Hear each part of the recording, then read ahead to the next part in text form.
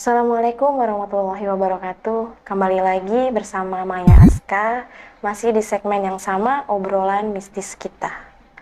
Tapi kali ini ada yang berbeda karena aku tidak bersama dengan narasumber, melainkan aku sendiri yang akan bercerita mengenai pengalaman mistis aku di salah satu rumah sakit.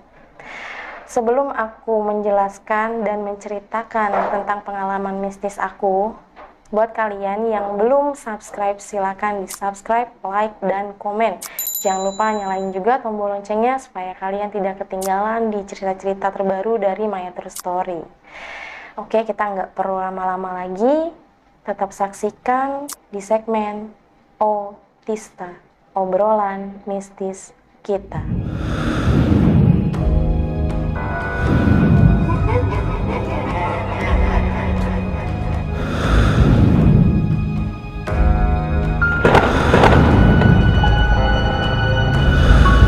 Buat teman-teman yang udah follow Instagram aku pasti tahu, kalian pasti udah ngeliat 1 bulan lalu aku satu keluarga kena musibah, ya terutama kakak aku yang sakit mengalami kekerasan fisik dari salah satu temannya. Nah, di saat itu aku kan nganterin kakakku nih pergi ke rumah sakit, salah satu rumah sakit yang ada di Jakarta. Aku bawa ke sana karena memang kondisinya udah tidak memungkinkan kalau aku bawa ke puskesmas, karena udah sempat aku bawa ke puskes juga dan di sana ditolak. Jadi aku harus datang ke rumah sakit tersebut gitu. Jadi biar cepet-cepet dapat penanganan dari rumah sakit itu. Singkat cerita, aku pergi ke rumah sakit itu jam setengah 10 malam kalau nggak salah. Itu malam aku pergi ke salah satu rumah sakit langsung ke UGD-nya. Nah, pada saat itu aku cuma ngendarain motor aja nih bertiga. Jadi aku, kakakku sama Aska.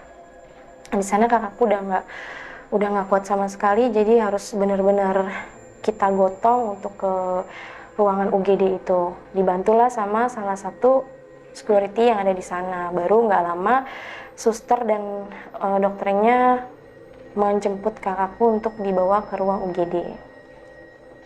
Di sana aku nemuin salah satu kejadian aneh.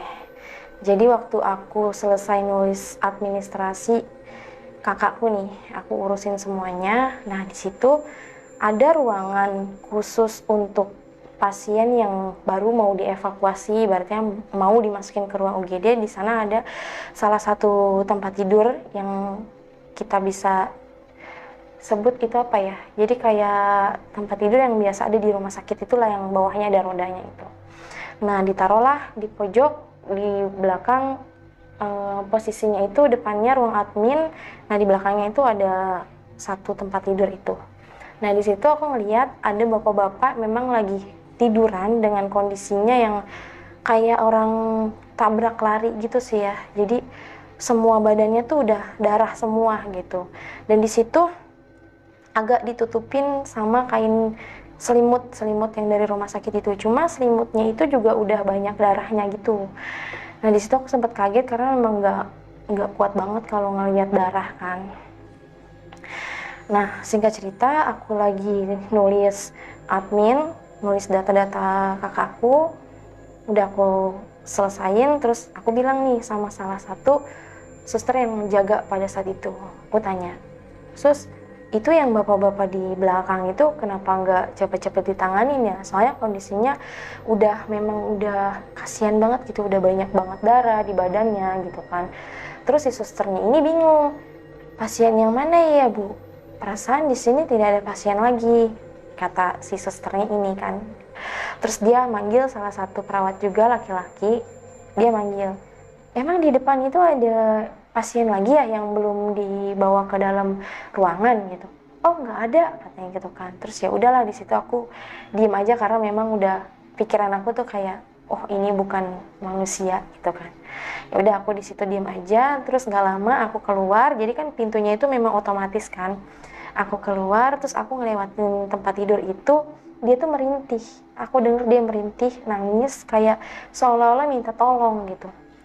Yang aku dengar di situ ada suara rintihan sambil dia itu kayak ngeluarin kata-kata gini, aku belum mati gitu. Itu terus diulang-ulang.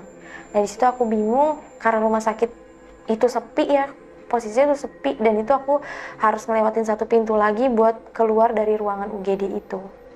Nah di situ aku bilang sama Pak Security, Pak, Bapak ngeliat nggak sih di dalam ada satu pasien yang belum ditangani gitu.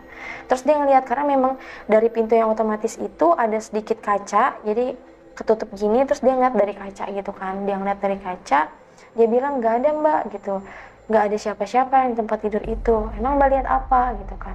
Oh enggak, saya nggak lihat apa-apa, saya tadi lihat ada yang minta tolong gitu. Cuma ya kalau bapak nggak ngeliat udah biarin aja gitu kan. Di mana mbak yang minta tolong? Security-nya tuh makin penasaran kan. Itu pak di tempat tidur situ gitu.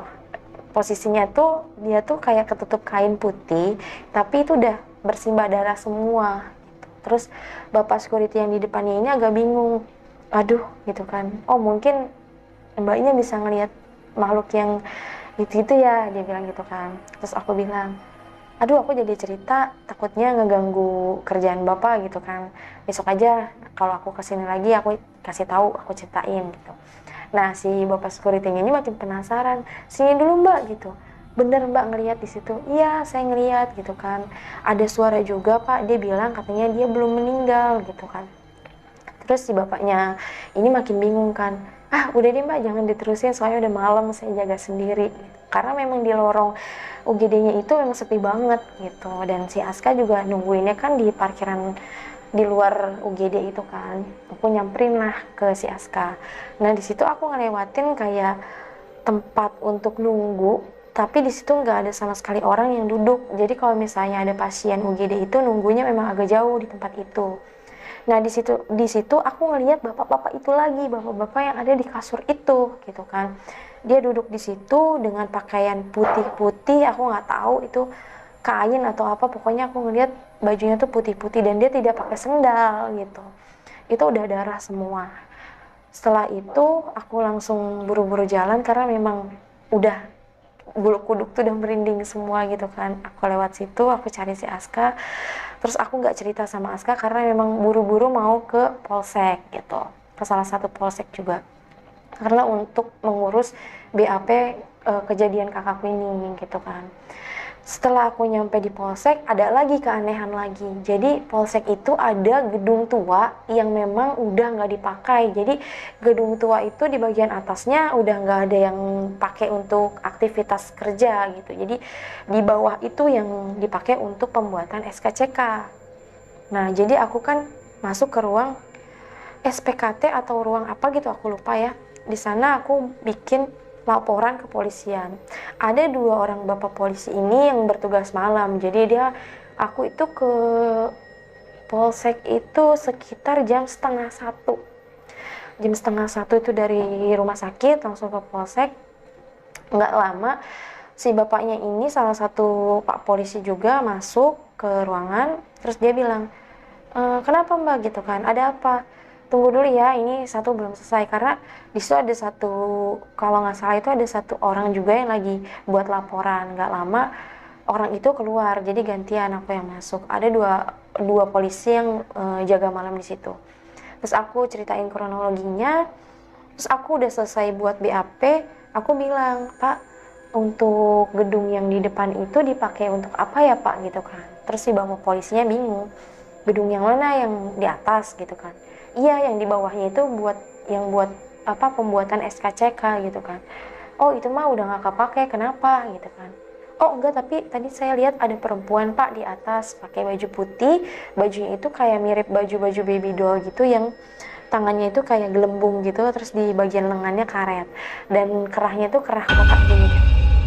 Itu aku ngeliat dia pakai baju putih gitu, terus dia pakai topinya besar banget kayak topi pantai. Tapi di belakang sosok si perempuan itu ada salah satu sosok di belakang, itu sosok laki-laki yang mendampingi dia gitu. Makanya aku penasaran, aku tanyalah sama bapak polisi yang berjaga di situ kan. Terus bapak itu kaget. Mbaknya bisa lihat dia. Dia itu siapa? Gitu, aku kan penasaran kan, dianya itu siapa. Terus si bapaknya bilang, Mbak kalau bisa ngelihat makhluk-makhluk kayak gitu, boleh Mbak naik ke atas aja, siapa tahu Mbak nanti bisa komunikasi. Kalau memang satu frekuensi, nanti Mbak bisa komunikasi sama dia gitu. Karena dia itu udah sering banget nampakin kalau kita-kita nih lagi jaga, lagi tugas. Nggak lama datanglah salah satu polisi intel yang mengurus kronologi kekerasan yang laporan aku bikin gitu kan. Aku bikin laporan, datanglah dia, terus dia bilang, yuk kita ke TKP untuk ngelihat bekas kronologinya gitu. Setelah aku ke TKP, aku kan dijemput nih, jadi Aska pulang dulu. Waktu itu aku dianterin sama Rehan, sama Akmal, sama Aska. Dia bawa mobil aku, jemput di polsek. Terus aku sama bapak polisinya ini langsung, kita tuh berlima langsung ke rumah sakit itu gitu. Aku ke rumah sakit, terus bapak intelnya bilang gini, Mbak nanti dicatat aja kakaknya ngomong apa gitu, karena kan mbaknya nggak ada di TKP, jadi aku harus dengerin kronologi dari kakaknya gitu kan. Nah nggak lama aku bilang ke bapak intelnya, Pak gimana kalau aku voice note aja gitu kan. Oh ya boleh boleh, daripada mbaknya nanti capek nulis terlalu panjang, mending voice note aja gitu kan. Nggak lama aku ke dalam, aku izin sama susternya. Di situ ada satu suster penjaga perempuan sama satu suster perawat laki-laki. Setelah aku masuk, jadi kan UGD itu kan kayak letter U gitu. Nah itu tuh diisi sama semua pasien gitu, dan pasiennya itu gawat-gawat semua gitu loh, yang penyakitnya tuh bener-bener penyakit berat. Aku pertamanya itu mau fokus ke kakakku nih, ke permasalahan ini gitu kan. Aku bilang, ya udah ngomong aja gitu kan, karena ini buat laporan ke kepolisian. Kakakku di situ ngobrol, jelasin kronologinya. Aku fokus tatapan aku ke depan, karena di depan itu ada salah satu anak kecil, itu usianya 9 tahun kalau nggak salah ya. 9 tahun, dia laki-laki. Nah, di sana itu aku lihat ada satu cahaya yang entah itu cahaya apa ada di atas kepala anak itu. Aku bingung kan, itu kenapa ya, kok ada cahaya begitu terang gitu di atas kepalanya dia. Aku nggak mau fokus, tapi bener-bener menyilaukan banget. Jadi kayak pantulannya tuh silau banget gitu, karena memang hadap-hadapan sama aku. Di situ aku cuekin aja karena emang udah punang-punang mataku karena cahaya itu. Nah nggak lama dokternya langsung panik manggilin salah satu keluarga si anak itu. Dia bilang, keluarganya mohon ditunggu di sini untuk kayak baca-bacain ayat-ayat gitulah gitu, disuruh sama dokternya. Jadi aku udah mulai gemetar karena memang energinya di situ benar-benar banyak banget, besar banget, karena semuanya itu benar-benar lagi kondisinya tuh gawat gitu. Setelah itu aku abain, di sampingnya kakakku ini ada satu bapak-bapak. Bapak-bapaknya itu aku lihat dia posisi tidur terlentang, tapi dia mengeluarkan suara tuh kayak ngegeram gitu, kayak suara macan ngegeram gitu. Suaranya kayak gitu, tapi kenceng gitu suaranya. Bener-bener dia tuh pakai masker. Setelah dia ngegeram seperti itu, dia miring tidurnya ke arah aku nih, ke samping. Jadi seolah-olah kayak bapak-bapak itu meminta tolong, tapi dia nggak bisa bicara. Setelah dia miring, dari mulutnya itu keluar darah jatuh sampai ke lantai, dan itu banyak banget darahnya, seger banget. Di situ aku sampai loncat karena kaget, karena aku nggak bisa ngeliat darah. Aku panggil lah perawat laki-laki untuk bersihin darah itu. Tapi karena mereka juga mungkin lagi nanganin pasien yang benar-benar lagi crowded banget, jadi itu mungkin belum dielap dulu sampai aku udah selesai, kakakku udah selesai, itu masih belum ditanganin sama sekali. Dan bapak itu yang aku lihat ada salah satu kayak sosok kodamnya dia ya, atau pendampingnya gitulah. Di situ aku ngeliat itu sosoknya besar banget kayak kera gitu, tapi keranya itu nggak ada buntutnya, jadi bener-bener kayak manusia gitu, tapi manusia berwujud kera. Di situ dia berdiri, di sampingnya tuh gede banget, dan aku pikir gini loh, mungkin bapak ini masih punya satu ilmu yang memang belum dia lepas gitu. Aku ngeliatnya seperti itu, cuma aku mau nolong ya nggak bisa gitu, karena nggak ada keluarganya juga, dan aku bukan wewenang aku untuk tiba-tiba langsung bilang seperti itu, dan kondisinya dia juga lagi parah gitu kan. Di situ aku cuma dalam hati aku berdoa aja gitu, aku mau komunikasi sama sosok yang ada di samping bapak ini, tapi memang sosok itu kayak tidak bisa berkomunikasi gitu. Di situ akhirnya aku pulang lagi keluar ke polsek lagi. Terus setelah dari rumah sakit ini kan di perjalanan kan aku cerita nih sama Aska sama pak polisinya.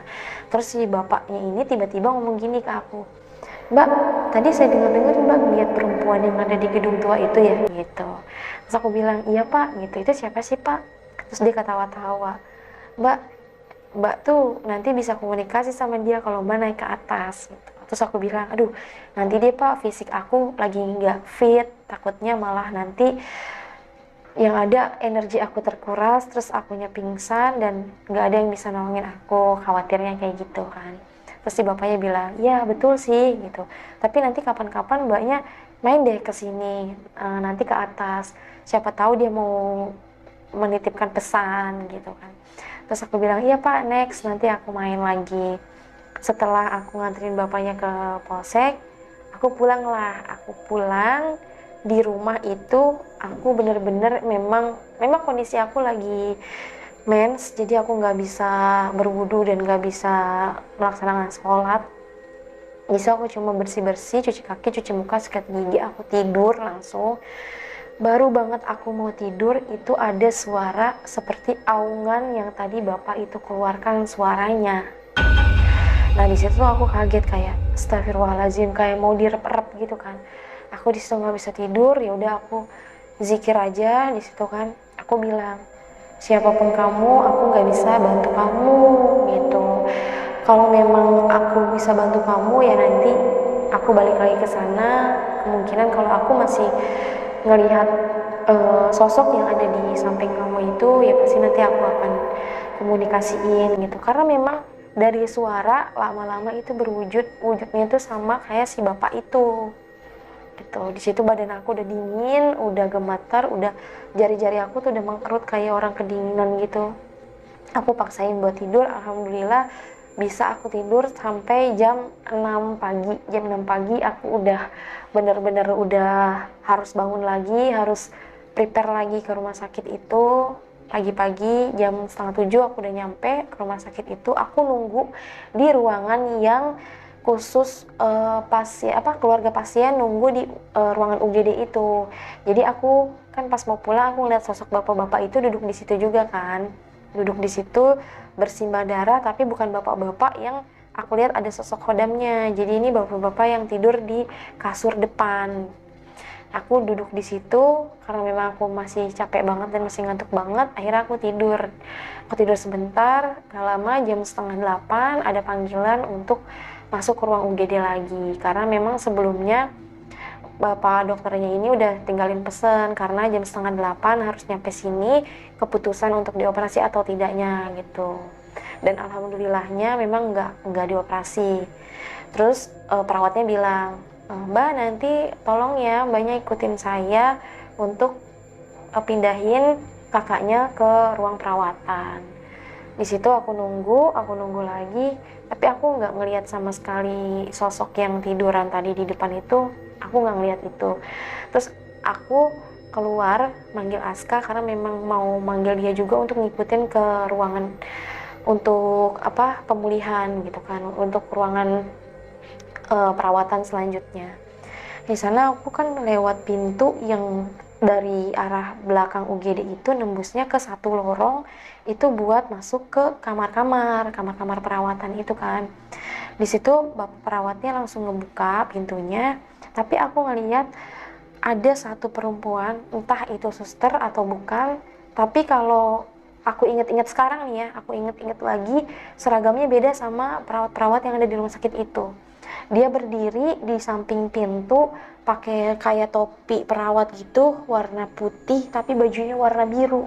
Warna birunya tuh udah kucel banget, udah jelek banget gitu. Jadi kayak baju pasien tapi dipakai sama dia gitu. Terus aku diemin karena memang aku nggak kepikiran yang lain-lain gitu. Aku jalan masuk ngikutin perawatnya masuk ke salah satu ruangan untuk perawatan lagi. Di sana ada 2 kamar. 2 kamar itu salah satunya memang udah diisi, jadi kakakku di kamar yang depan.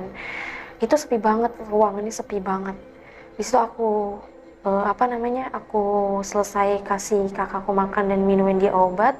Aku duduk sebentar, aku ngobrol sebentar, terus aku bilang, kemarin waktu gue datang pertama kali lo buat laporan yang di voice note itu bapak-bapak yang di samping lo dia baru juga atau memang udah dari pas lo masuk dia udah ada gitu kan.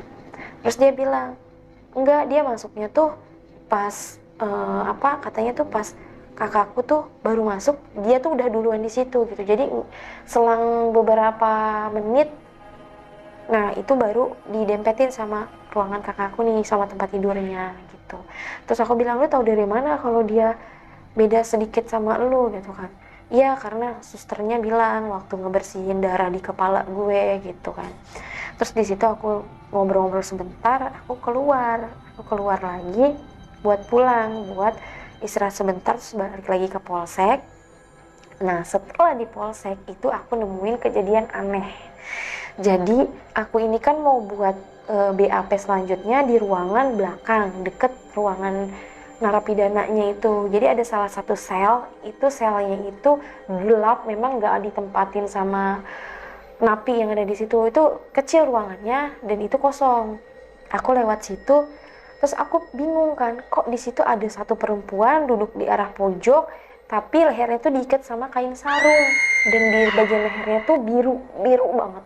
Aku kaget di situ kan, astagfirullahaladzim gitu, karena memang ruangan itu masuknya itu nggak boleh sembarangan gitu. Jadi aku tuh dijemput sama pak polisinya untuk masuk ke ruangan beliau. Aku buat BAP di sana. Terus si bapaknya ini ternyata bisa, dan bapak polisi ini ngomong sama aku. Dia bilang, "Mbak, kamu tuh ada yang ngikutin salah satu dari nenek moyang kamu gitu kan." Yang mana yang bapak lihat gitu, karena memang aku udah mau to the point lah sama bapaknya, nggak mau bertele-tele karena bapaknya udah ngeliat duluan. Terus bapaknya bilang, saya ngeliat salah satu kakek-kakek di belakang itu auranya bagus banget, dan memang kalau orang yang ilmunya belum terlalu tinggi dalam hal spiritual mungkin tidak bisa nyampe melihat beliau gitu.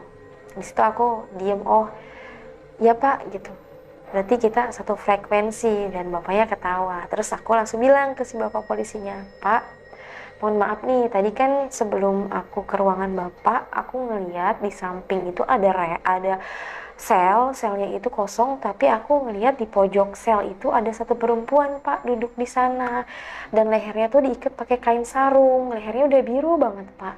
Terus bapaknya langsung bingung, bengong, dia ngomong gini, Mbak, dulu dia tuh pernah bunuh diri di dalam sel itu. Kenapa sel itu saya kosongin? Karena napi-napi yang masuk di sana sering dikasih lihat dan sering diganggu. Bahkan kita pun sering diganggu sama sosok itu. Kita tuh sering dimimpiin, dia tuh masuk ke dalam mimpi. Dia itu minta, Pak, tolong saya butuh keadilan dari Bapak, katanya. Terus ya saya bisa nolong apa gitu, kalau memang dia orang baik, dia nggak salah, ya nggak mungkin dia masuk sel ini gitu kan. Setelah itu aku ngobrol-ngobrolin masalah si perempuan ini, kepala aku tiba-tiba langsung pusing banget, mual banget, dan di tenggorokan aku sakit banget. Di situ aku nggak bisa nerusin BAP lagi karena memang tenggorokan aku udah sakit banget. Aku cuma bisa tertunduk. Terus bapak polisinya bilang gini, Mbak, kamu nengok deh, sosok yang kamu ceritain itu dia atau bukan? Di situ aku merinding banget. Aku nengok, astagfirullahaladzim. Dia tuh nangis, tapi yang aku lihat air matanya tuh bukan air mata biasa, tapi kayak darah yang ngucur dari matanya dia. Ih, sumpah gue merinding banget karena di sini podcastnya sendirian dan memang tim gue itu ada di sebelah. Sumpah merinding banget ngomongin sosok itu.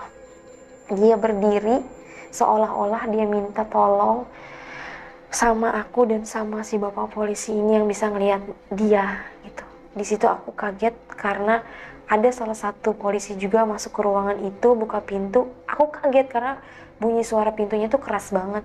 Dan di situ dia langsung seketika hilang. Di situ bapak polisi yang satu lagi masuk, terus dia bilang, coba mbak, saya mau lihat tangan kiri kamu gitu. Aku juga nggak tahu kenapa dia tiba-tiba bilang mau lihat di tangan kiri aku. Terus aku kasih tahu tangan kiri aku, dia bilang dilepas mbak jamnya gitu. Ya udah aku lepaskan. Terus dia ngeliat, dia ngomong gini, mbak, kamu itu ada salah satu saripati dari benda pusaka yang menyerap di tangan kamu. Terus aku langsung diem, bingung, kenapa si bapak ini tahu gitu kan? Apa pak yang bapak lihat bentuknya?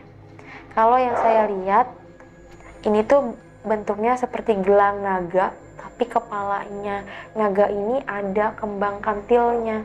Itu emas semua. Dan itu benar yang dilihat bapak polisi itu. Memang belum lama aku dititipin benda pusaka secara saripati dan secara benda nyatanya. Setelah bapaknya bilang kayak gitu, jadi kita ini nggak nerusin BAP, malah asik ngobrolin ya makhluk-makhluk yang tak kasat mata. Setelah kita lagi asik ngobrol, tiba-tiba kan di pojok dekat sofa ruangan itu ada TV yang dijadiin monitor untuk CCTV. Aku ngeliat salah satu CCTV itu kedip lampunya kayak mati nyala, dan di situ berdiri lagi sosok perempuan yang bunuh diri itu. Sumpah malah gue gede banget ngomongin dia, merinding. Dan bukan cuma aku sendiri yang ngeliat, tapi dua orang bapak polisi ini ngeliat juga. Sampai kita pelotot-pelototan bertiga. Dan ternyata dua orang polisi itu juga punya indera keenam. Di situ langsung aku, gila, ini merinding banget. Di situ aku langsung, yuk pak, kita ngobrolnya di luar aja daripada kita diganggu. Ya udah, mbak, kita tutup BAP-nya ya, karena memang mbak juga bukan salah satu saksi mata di kejadian tersebut gitu kan. Jadi ya seadanya aja buat laporannya. Akhirnya kita keluar ngobrolin sosok perempuan itu, dan ternyata ada salah satu lagi sosok yang di ruangan SPKT itu, ruangan untuk yang tadi aku laporan pertama. Di situ aku ngeliat dia nembus kaca, sosoknya perempuan itu nggak pakai baju, nggak pakai selembar pun pakaian, nggak ada. Jadi dia kayak telanjang bulat gitu keluar. Terus pas dia keluar, aku kan kaget kan, astagfirullah gitu. Terus si bapak polisi yang kedua nih yang masuk terakhir, dia bilang, udah jangan kamu liatin, nanti malah masuk. Soalnya dia yang sering banget datang ke mimpi kita, terus dia menyetubuhi kita gitu. Ternyata ada sosok yang masuk untuk menyetubuhi bapak polisi itu. Di situ sampai kita ngobrolin larut malam, sampai aku juga udah ngantuk, tapi bapaknya ini masih nahan. Jadi bapaknya bilang, mbak, kalau memang mbaknya bisa bantu kita, kalau kita ada apa-apa mungkin kita bisa simpan kontak mbaknya biar minta bantu juga. Dan alhamdulillah aku punya teman baru, sama-sama sefrekuensi, dan proses aku pun dilancarin banget sama Allah untuk mengurus kejadian musibah kakakku ini. Setelah aku dari polsek ini, aku ke rumah sakit lagi, aku jenguk kakakku lagi, dan di situ aku bingung banget. Aku sebenarnya itu ditahan sama security depan karena aku lupa bawa surat antigen. Terus aku izin, aku ngomong baik-baik, akhirnya dibolehin karena memang nggak tau lah, bapak security itu baik banget. Aku diizinin masuk. Terus anehnya lagi, ada satu security duduk di depan pintu untuk ke kamar yang kakakku dirawat. Itu dia kayak sama sekali nggak ngeliat aku.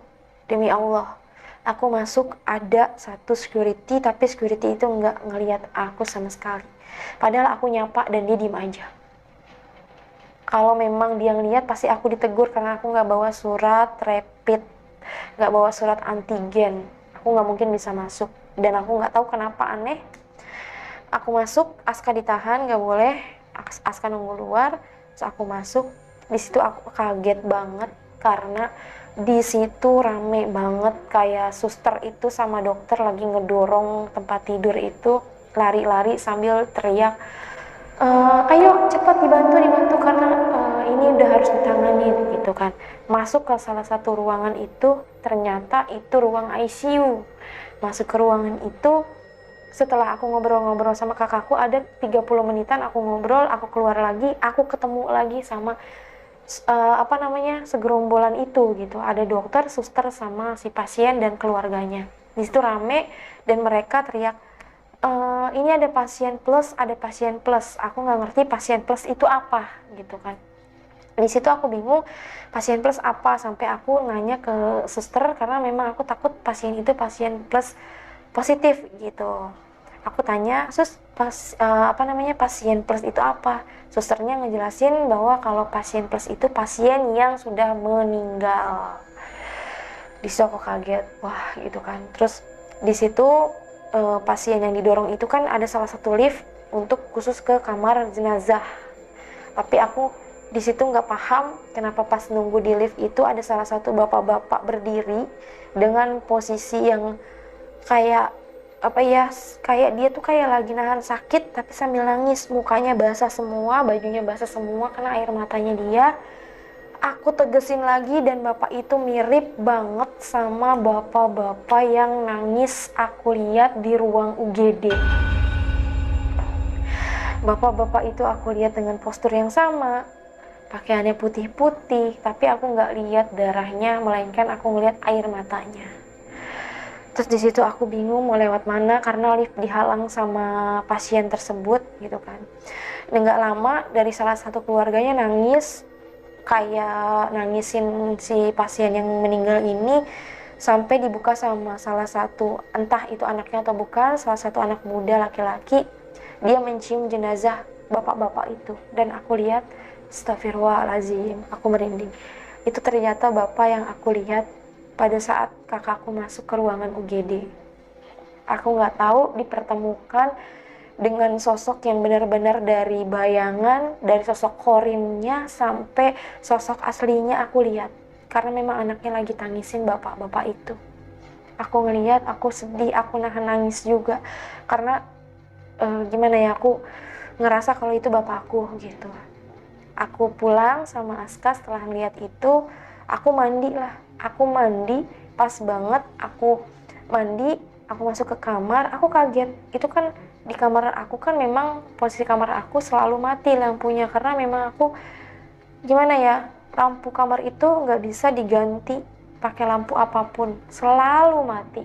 Aku ganti rumahnya selalu mati karena sampai sekarang jadi nggak pakai lampu. Aku kaget di situ ada bapak-bapak itu berdiri. Terus bapak-bapak itu kayak minta tolong. Aku bilang, Pak, aku tidak bisa nolong bapak karena bapak-bapak itu nangis. Dia seolah-olah minta tolong. Terus aku bilang, aku cuma bisa doain bapak, semoga bapak tenang di sana, semoga keluarga bapak ikhlas dan bapak diberikan tempat yang terindah, tempat yang memang benar-benar tempat yang dirindukan sama orang-orang soleh gitu. Aku di situ sedih ngelihatnya karena memang seolah-olah mereka, bapak-bapak itu kayak minta tolong sama aku. Aku nggak bisa bantu apa-apa, Pak. Terus dia bilang, masuk dalam mimpi aku, bapak-bapak itu kayak ngobrol sama aku. Dia bilang, tolong Mbak, saya pengen keadilan. Saya mau kasus saya ini bisa terungkap. Terus aku bingung kan, bapak ini punya perjalanan sebelum bapak ini meninggal, aku ngeliat jelas banget. Jadi kayak ada perkelahian di situ. Bapak itu benar-benar ditusuk bagian perutnya. Karena memang aku ngeliat pertama kali dia nangis banyak darah. Ya Pak, kalau saya bisa bantu, saya bantu.